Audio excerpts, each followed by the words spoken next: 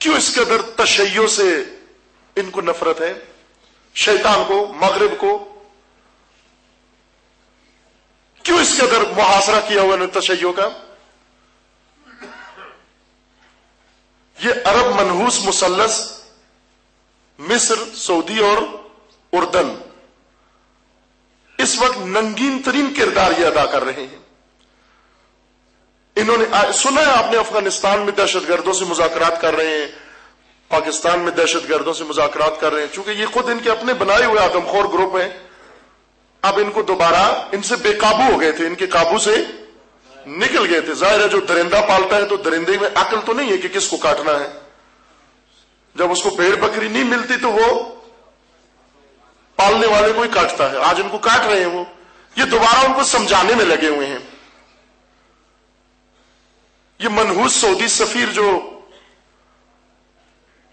America में था, बंदर, नाम ही बंदर है उसका,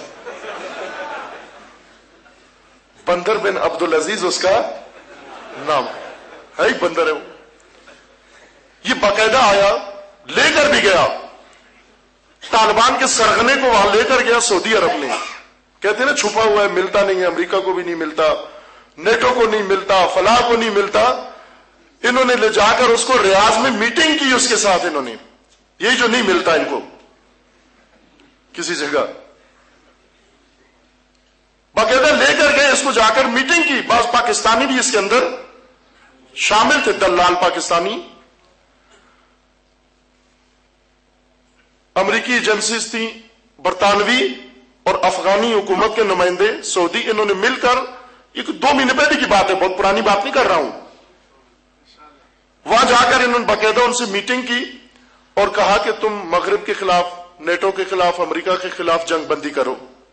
देखा होगा आपने, सुना होगा खबरों में कि करजई ने इनको ऑफर की कि आप आ जाओ, हम माफी का ऐलान करते हैं। एक पैकेज उन्होंने दिया, एक पैकेज इन्होंने दिया। उन्होंने कहा माफी देंगे, इन्होंने कहा नहीं, माफी से ज्यादा चीज हमें चाहिए।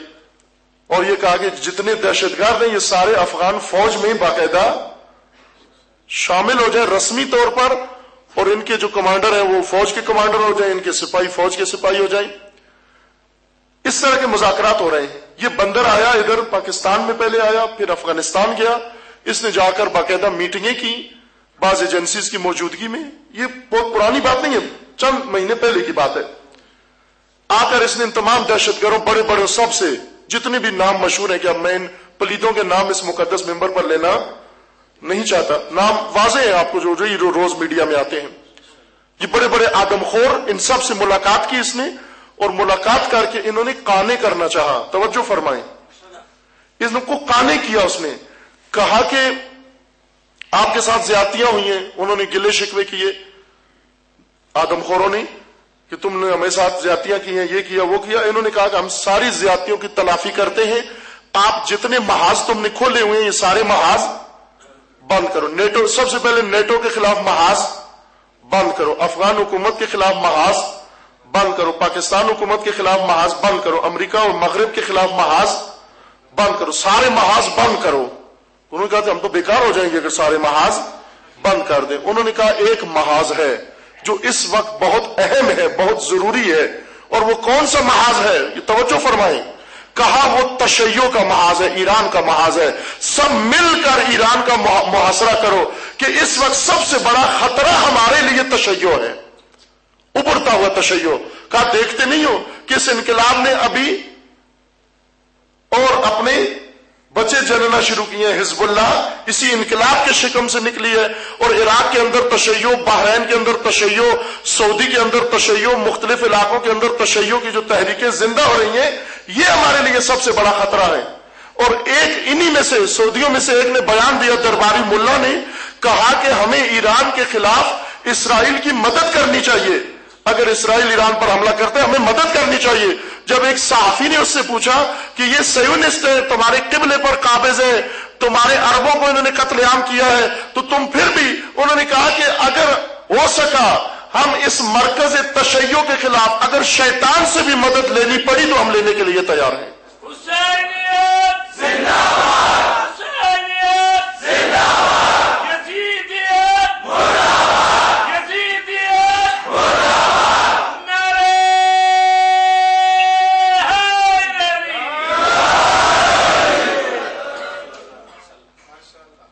یہ آوازیں اخباروں میں بیان آیا ہے، پروف موجود ہے اس کا. کہا شیطان سے بھی اگر مدد لینی پڑی تو ہم لینے کے لیے تیار ہیں. رخ اپنا موڑ رہے ہیں تشیع کی طرف. کیوں تشیع کے اتنے کینہ توز دشمن بن گئے ہیں؟ سوال.